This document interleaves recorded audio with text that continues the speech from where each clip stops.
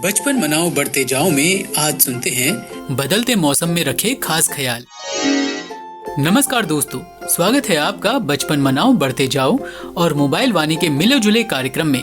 दोस्तों, मौसम बदल रहा है, कभी सर्द तो कभी गर्म, कभी बारिश होती है तो कभी हवाएं चलती हैं और इस तरह के बदलावों से बच्चों की सेहत पर होता है बुरा असर। पर हमारी पारुल अपने बच्चों को सेहतमंद बनाए रखने के लिए कई जतन कर रही है। हो सकता है उसकी ये कोशिशें आपके भी काम आए। माँ, मुझे स्कूल नहीं जाना। हाँ मेरी बिटिया, आज तुम घर पर ही आराम करो। क्या हुआ शीतल? आज घर से मोनू की खांसने की आवाजें आ रही है और लगता है सोनू भी बीमार है, वो रो रहा था। क्या बताऊँ पारुल, हर मौसम में यही हाल है।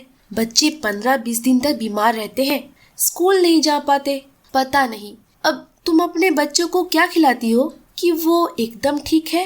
अरे शीतल, जब एक मौसम जाता है और दूसरा आता है तो हमारे आसपास के हवा पानी में बहुत से बदलाव होते हैं, जिससे बच्चों का बीमार होना आम है। पर अगर छोटी छोटी बातों का ध्यान रखें तो बीमार होने की संभावना को थोड़ा कम किया जा सकता है। ख्याल तो रखती हूँ, पर लगता है वो काफी नहीं। और क्या करूँ? देखो, सर्दी के मौसम में बच्चों के कान और सिर को ढक कर रखो। अगर शीतलहर चल रही है तो भी बच्चों को ढक कर रखो। उन्हें मास्क भी पहनाया करो जब भी वो स्कूल जाएं। हाँ, इतना तो मैं करती हूँ। अच्छी बात है, पर कोई भी मौसम एकदम से खत्म नहीं होता, इसलिए जरा सी गर्मी आने पर उन्हें अचानक से हल्के पतले कपड़े नहीं पहनाने चाहिए।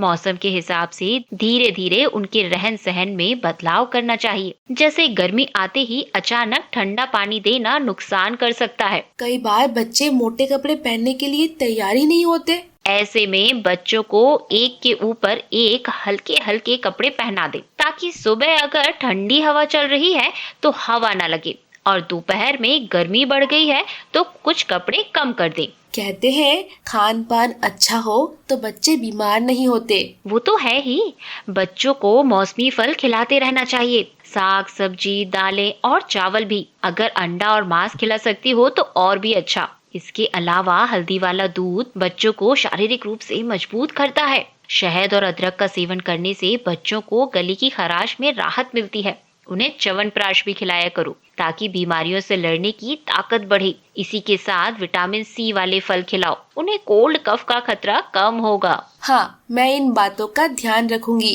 इसके साथ ही ध्यान रखो कि अगर बच्चा लगातार पेट दर्द की शिकायत कर रहा है, उसे दस्त हो रहे हैं या बुखार जुकाम कम नहीं हो रहा है, तो बिना देर किए डॉक्टर की सलाह लो। उन्हें तला भुना खाना देने की बजाय खिचड़ी दलिया पोहा बनाकर खिलाया जा सकता है। वैसे अभी मैं बच्चों को गर्म पानी की भाप देती हूँ। इसके अलावा अदरक का रस शहद में मिलाकर भी दे रही हूँ।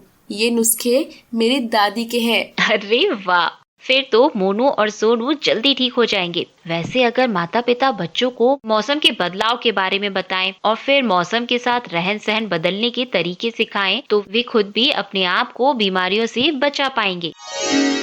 दोस्तों, वाकई ऐसे छोटे छोटे नुस्खे और उन्हें तैयार करने का सामान तो हमारी रसोई में ही होता है। वो कहते हैं ना, भारत की रसोई औषधियों की खान है। तो बस आप अपनी रसोई की चीजों का इस्तेमाल छोटी मोटी तकलीफ में दवा के तौर पर कैसे करते हैं, हमें बताएं। साथ ही ये भी बताएं कि बदलते मौसम में बच्चों को कैसे सेहतमंद बनाए रखते हैं और अगर वो बीमार हो रहे हैं तो उसे कैसे पहचानते हैं। अपनी बात हमारे मंच पर रिकॉर्ड करने के लिए फोन में अभी दबाएं नंबर 3। नमस्कार।